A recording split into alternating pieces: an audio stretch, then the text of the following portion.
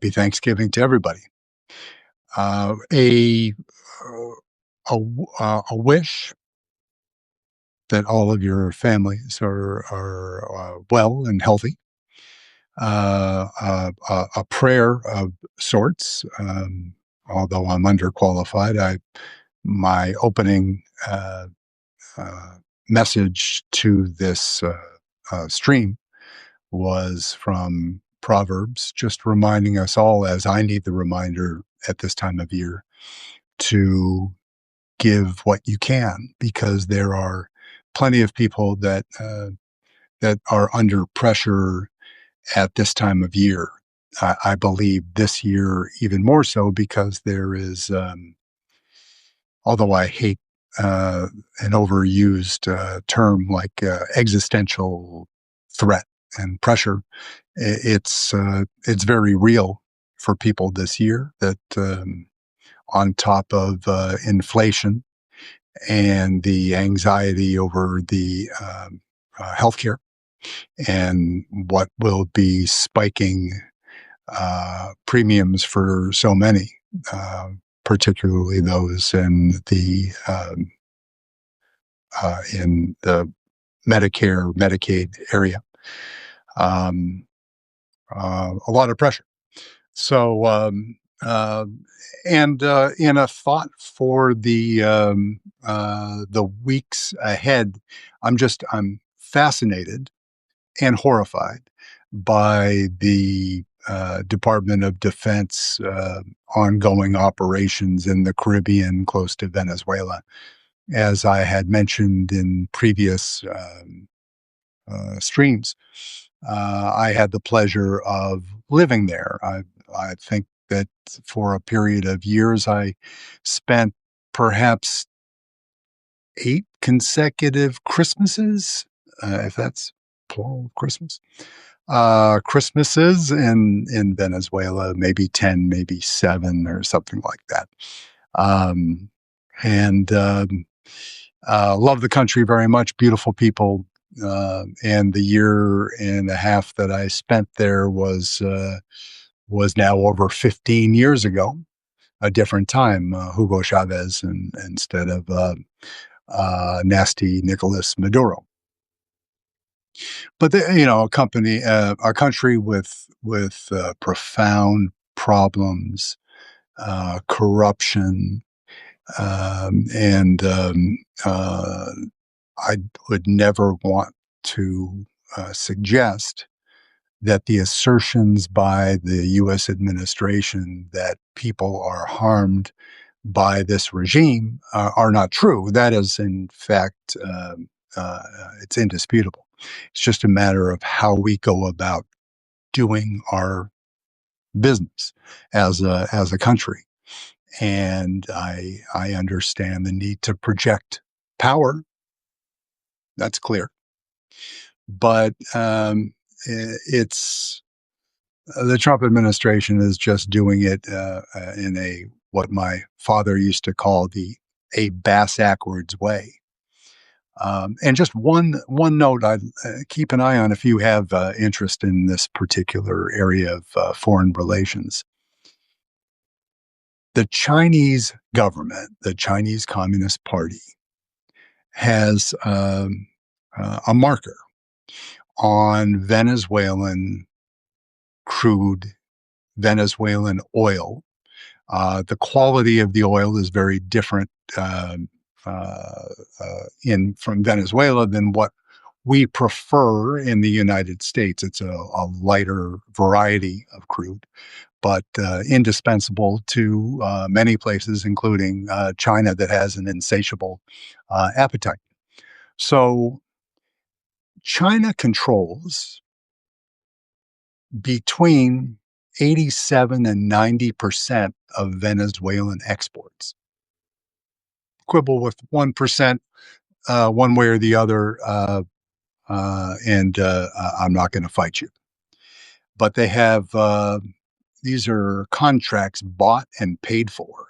It's their oil, and they ship it. They have historically used transshipment points, intermediaries, trying to avoid sanctions, and the Chinese are almost unparalleled at finding workarounds to speed bumps and in obtaining the energy resources they need. But this is going to be I wrote on this now a couple weeks ago, and I'll repost something a little bit later and hang it on this video.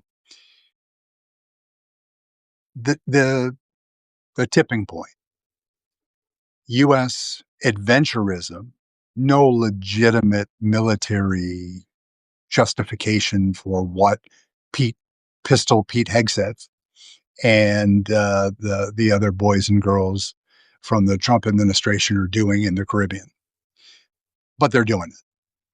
What will happen if somebody makes a mistake? And these are people that are going to be prone to making mistakes because they're not the most qualified people to be doing the jobs that they're currently filling and holding. And they fired all of the JAGs. The White House counsel's office is a mess. So they're getting less information, and the little information they're getting is probably flawed. So, how is China going to react when one of their ships or one of their intermediaries that's taking the crude or any other petrochemical product that they have purchased from Venezuela that they hold the contract on, and whether they're from Maracaibo or wherever it's sailing from? What if China bought and paid for this resource, and America's adventurism interrupts the flow of that energy that China needs? Interesting. I'm uh, I'm trying to do some digging with resources, not entirely legitimate resources that I'm still in contact with down in Venezuela, and those were some good days back there in 2009, 10, etc. So, anyways, just a thought, kind of a mind game to what is we know what the stated objective of Marco Rubio, Pete Hegseth, and Donald Trump is vis-a-vis Venezuela, and it's flawed and broken and incomplete and filled with lies. But the very real consequences, as the kids say, China don't play. And if one of these missiles intended for a boatload of fishermen that also happens to carry a couple bales of some controlled substance to a port, so people can make some money to feed their families. If the Chinese are injured or their their resources are interrupted by American adventurism, I think they're going to express their displeasure in a material way. And do we need that shit right now? I would say no. Um, in any case, it's a holiday. I'm going to try to do what's so hard for me to do, which is to shut my mouth. But wishing you a wonderful Thanksgiving, your family.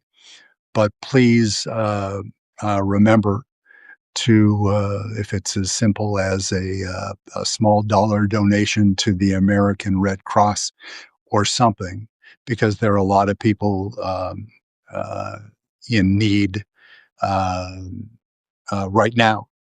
And even if you are under pressure yourself and you can do a $5 donation, uh, then I know that it would be appreciated. And I need the reminders because uh, uh, I used to, what was it, Miami Rescue Mission, and when I lived down there, but now it's our charitable giving is for local food banks, etc.